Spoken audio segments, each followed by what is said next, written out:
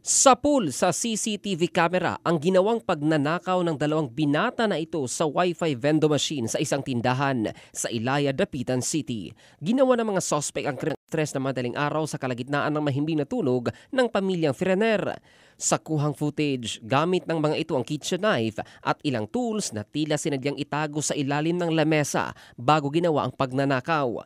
Dahan-dahan ang dalawa sa pagtanggal ng bakal na nakadikit sa pader hanggang sa tuluyang nasira ang lagayan ng vending machine.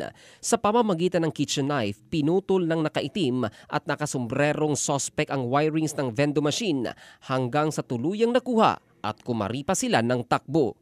Bihasa umano ang dalawang sospek sa pagnanakaw ng ganitong uri ng mga bagay o vending machine.